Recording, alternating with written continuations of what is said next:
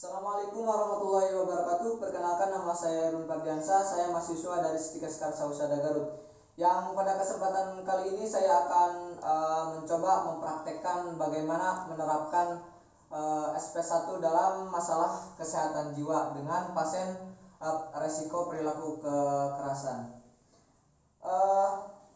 Ideal diri saya atau harapan saya nantinya pasien mampu menangani masalah perilaku kekerasan, kemudian juga keluarga mampu menangani masalah perilaku kekerasan pada pasiennya.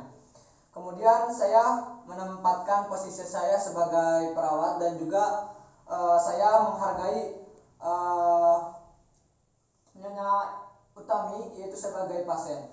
Nah, kekuatan dan kelemahan saya mempunyai kepercayaan diri. Saya akan melakukan pendekatan pada pasien dengan menggunakan pendekatan BHSP. Kemudian kelemahan saya, jika saya nantinya blocking, kemudian saya jika nantinya tiba-tiba berhenti, saya akan mencoba untuk tarik nafas dalam dan juga rileks. Kemudian perasaan saya saat ini, saya tidak merasa tertekan atau gimana, saya menjalankannya happy. Kemudian yang tadi saya bilang, kelemahan saya jika nanti saya blocking, tiba-tiba saya akan berusaha mencari solusinya. Saya akan menarik nafas dalam dan juga rileks. Waktunya yaitu tempatnya di tempat pasien berada. Kemudian waktunya yaitu pukul jam 8 pagi dan tanggal 17 Januari 2021. Kemudian topik yaitu untuk mengetahui resiko perilaku kekerasan pada pasien.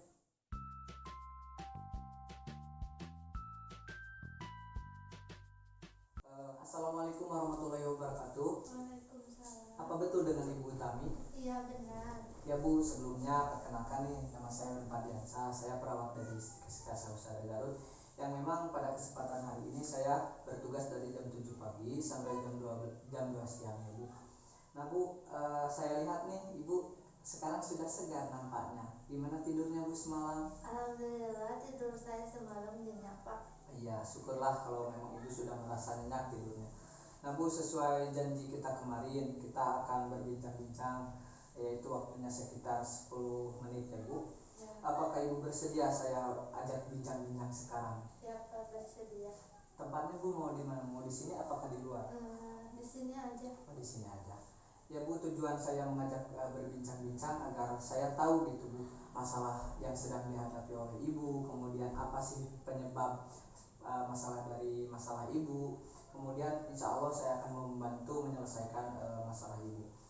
Ibu tidak usah takut, apa yang diceritakan oleh Ibu itu insya Allah saya bisa menjaga kerahasiaannya dan hanya digunakan hanya untuk kepentingan pengobatannya saja ya Bu. Ya kalau memang Ibu sudah bersedia, kita mulai ya Bu.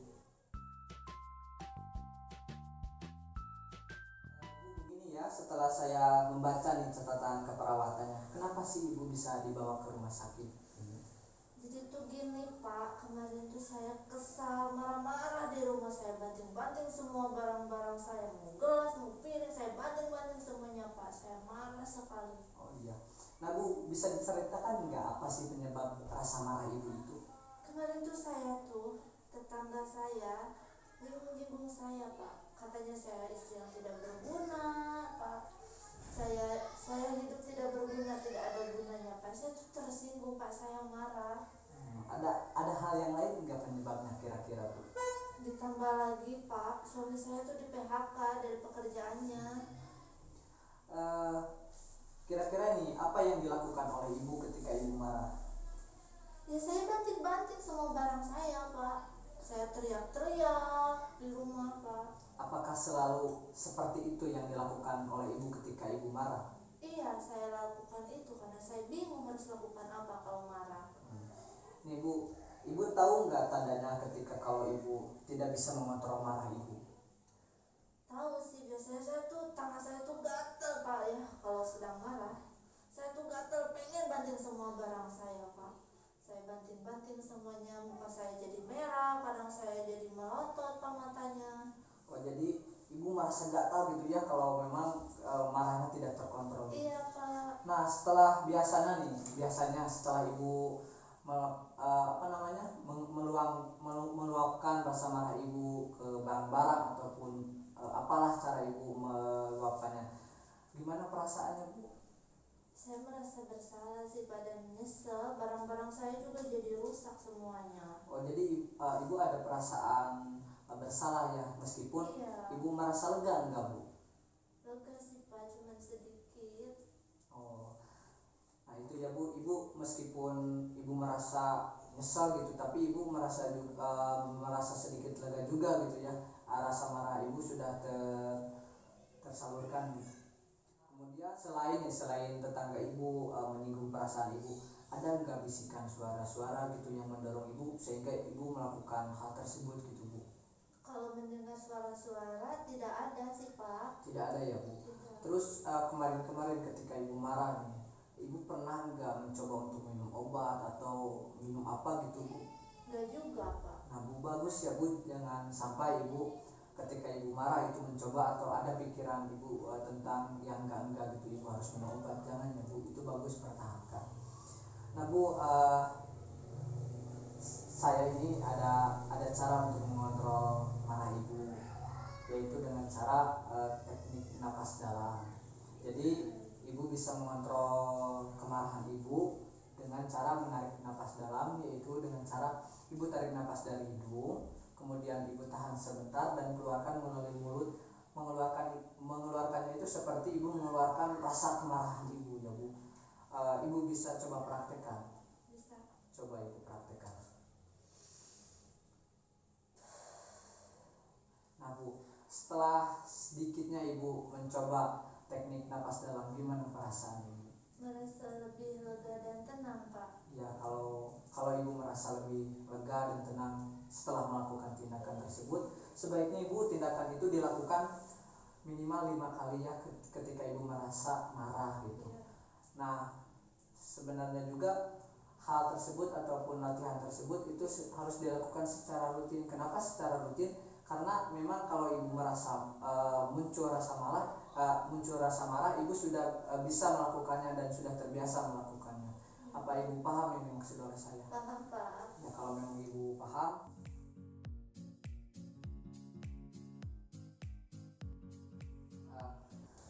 jadi Bu, gimana nih setelah ibu berbincang-bincang dengan saya? Alhamdulillah perasaan saya lebih tenang dan sedikit lega. Ya, alhamdulillah kalau memang kedatangan saya dan berbincang-bincang dengan saya, ibu sudah merasa sedikit lega, sedikit tenang ya Bu. Saya juga bersyukur ibu sudah merasa seperti itu. Nah Bu, saya tadi dengar nih penyebab masalah ibu suka marah itu ternyata ada 2 Bu. Yang pertama memang singgungan dari tetangga-tetangga ibu, kemudian yang kedua memang mohon maaf nih suami ibu itu di PHK ya Bu. Nah itu penyebab terjadinya kemarahan ibu. Nah apabila ibu nantinya nih ada rasa marah ini muncul, apa nih, masih ingat nggak apa yang harus dilakukan jika marah ibu muncul? Masih Pak. Seperti apa coba? Napas dalam kan? Iya. Seperti tarik napas dari hidung. Iya. Kemudian tahan sebentar, lalu keluarkan dari mulut. Ya udah, kalau memang ibu sudah sering melakukannya teknik napas dalam. Nah Bu, untuk kontak waktu selanjutnya atau kita buat jadwal untuk kegiatan sehari-hari, ibu bisa nggak kita buat jadwal latihan gitu agar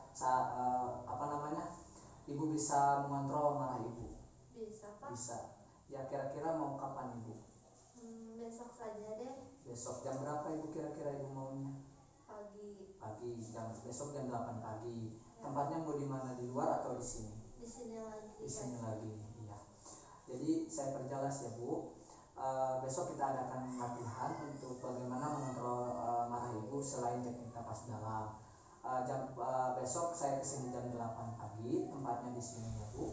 Iya Pak. Ya kalau memang ibu sudah paham, besok saya akan kesini lagi. Dan untuk sekarang dicukupkan sekian. Ibu, saya berterima kasih kepada ibu. Ibu sudah bisa diajak berbincang-bincang dengan saya. Terima kasih atas waktunya. Assalamualaikum warahmatullahi wabarakatuh.